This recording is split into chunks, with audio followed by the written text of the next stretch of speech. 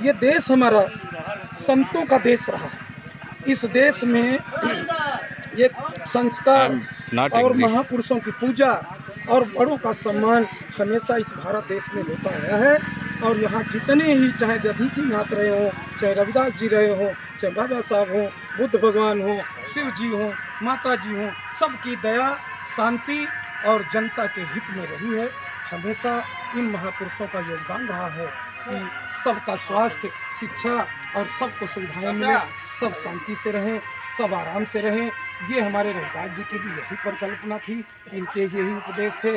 इन्होंने कहा है कि चाहूँ ऐसा राज हूँ, मिले सबन को अन्न और छोट बड़े सब सम बसें, रविदास रहें प्रसन्न। तो इसका मतलब ये है कि देखिए, रविदास जी ने ये सोचा था कि आने वाले समय में मोदी जैसे, यशस्वी मोदी जैसे अगर प्रधानमंत्री बनेंगे तभी इन गरीबों का कल्याण होगा। और योगी जी की यही एक सोच है। रविदास जी के विचारों को आगे बढ़ाने के लिए हर व्यक्ति को आज अन्न दिया जा रहा है।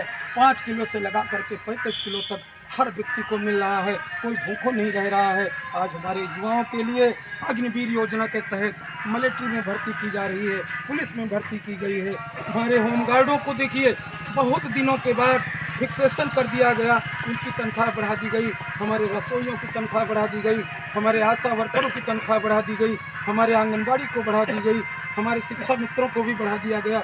और बहुत पीछे से लड़ाई लड़ रहे हमारे PRD के जवान, उनको भी माननीय प्रधानमंत्री जी ने उनको भी 600 रुपये कर दिया। हमारे वृद्धों के लिए देखिए 1000 रुपये पेंशन कर दिया, जो किसी सरकार ने नहीं किया। हमारी सरकार ने, हमारी डबल इंजन की सरकार, यशस्वी प्रधानमंत्री, यशस्वी मुख्यमंत्री जी ने विधवाओं को 1000 पेंशन, विकलांगों को 1000 पेंशन और समूह के माध्यम से हमारी महिलाओं को, माताओं बहनों को स्वयं सहायता समूह के माध्यम से उनको आत्मनिर्भर बनाने का काम कर रही है।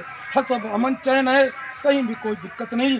हमारे रविदास जी के नाम से एक जो है एक्सप्रेस चला दी गई है। रविदास जी के नाम से बहुत सी योजनाएं चल रही हैं।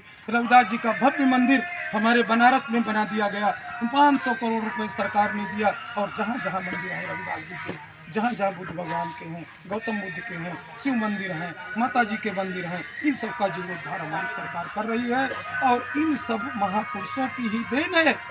जो 19 में कोरोना आया था और उस कोरोना में विदेश में लाखों लोग मर गए, और इन महापुरुषों की शक्ति से, इनके चमत्कार से, इनके रविदास जी के चमत्कार से अपने हिंदुस्तान में कोई ऐसी कैजुअलिटी नहीं हुई जिससे हमारे देश में एक भय पैदा हुई हो, अन्य देशों में भय पैदा हुई। और इन संत महात्माओं के आशीर्वाद से और इनके विचारों से और इनके ही चमत्कार से हमारा देश आज खुशहाल है, अमन चैन है। मछली बातों के साथ